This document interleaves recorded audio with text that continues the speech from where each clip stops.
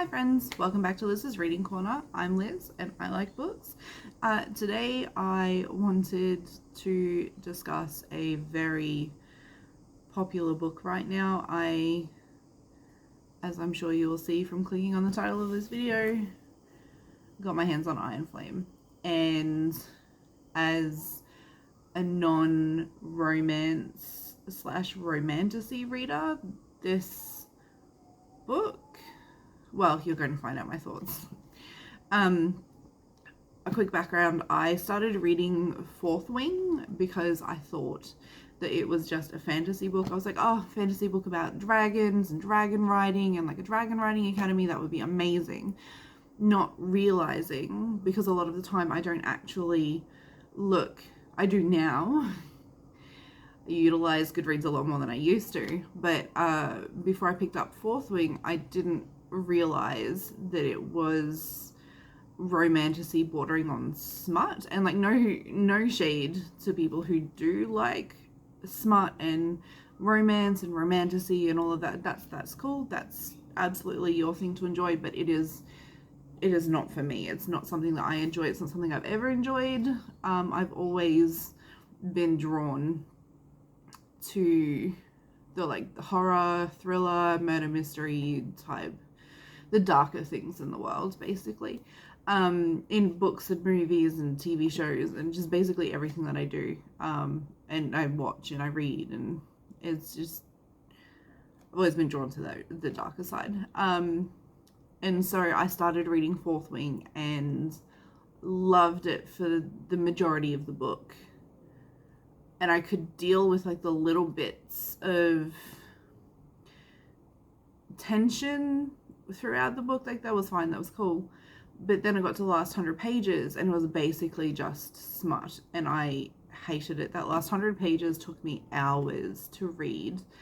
And normally on average I can read about 50 pages in half an hour to an hour, depending on what distractions I've got going on at the time.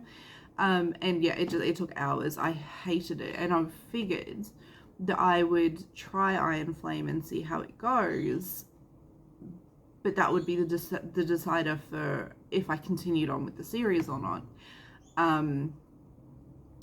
Spoiler, I'm not continuing the series.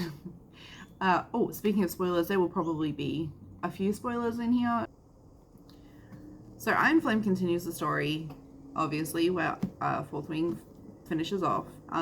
We just found out that Violet's brother Brennan is actually still alive. I'm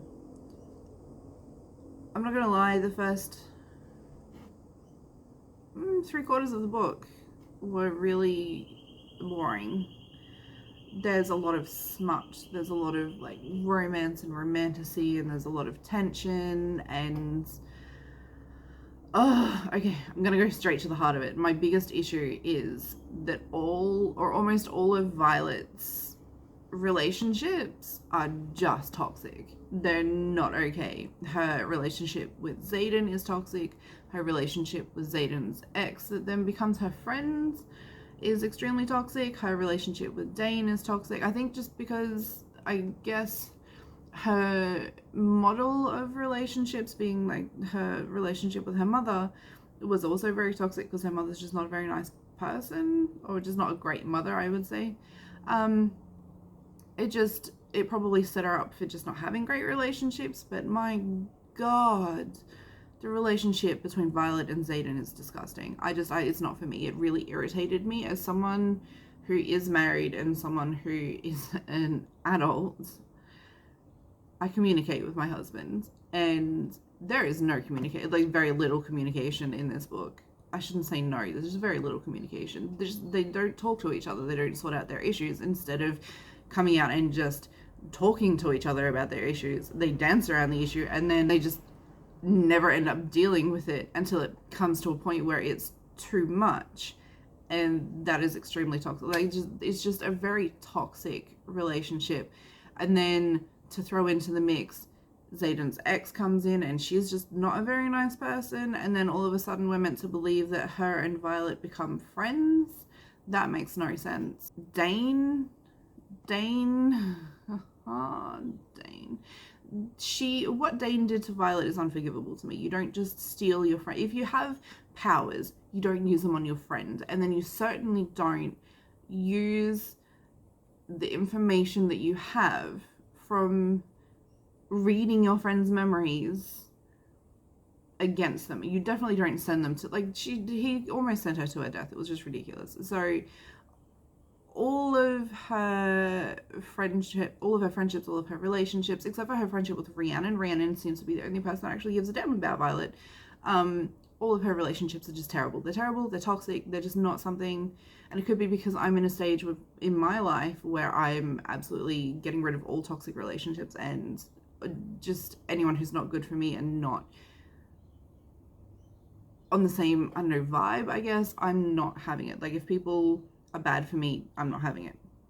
So it could be because I'm at that stage in my life that frustrated me so much, but there's no way that I would be in an actual romantic or physical relationship with someone who can't communicate and who refuses to communicate. And so that really irritated me.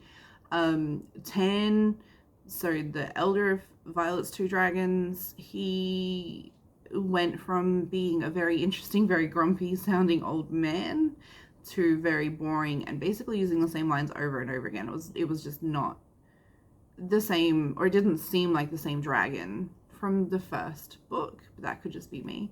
And Dana, I understand that she is going through what would essentially be like our teenage years, and so she's meant to be like this grumpy, moody teenager, but I don't like her. I really wish I liked her because she seems like she could have been cool, especially when we find out that she is not actually a black dragon, but she belongs to a 7th breed of dragon. That would be really cool, but even her character is just average at best.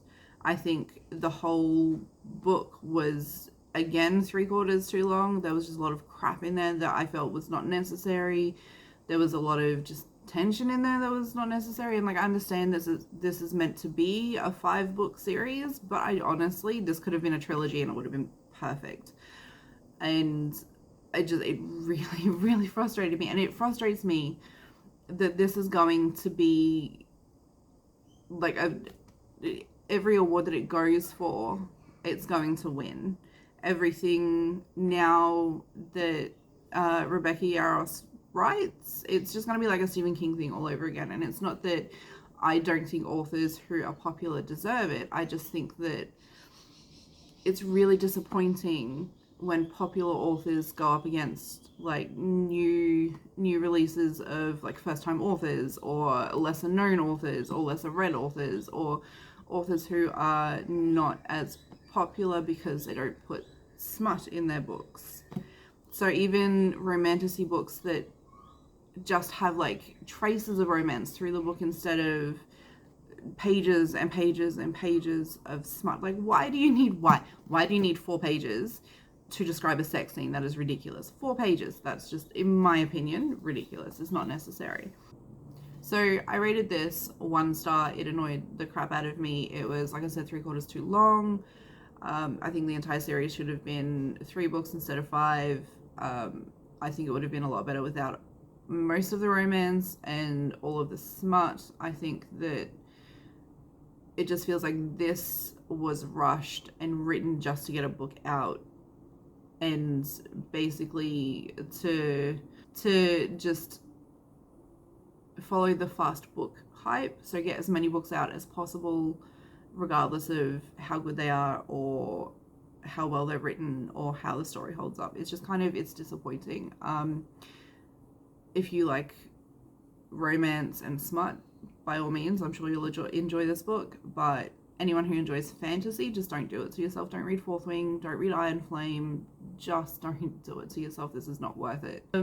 So that was my very quick overview of Iron Flame. As a non-romance, non-romantasy, non-smut reader, it's not for me. I won't be, like I said, continuing the series. It's just, in my opinion, crap. It's just trash. It's not for me. Thank you for watching. If you enjoyed this video, like, share, and subscribe, and I will see you all in the next one. Bye.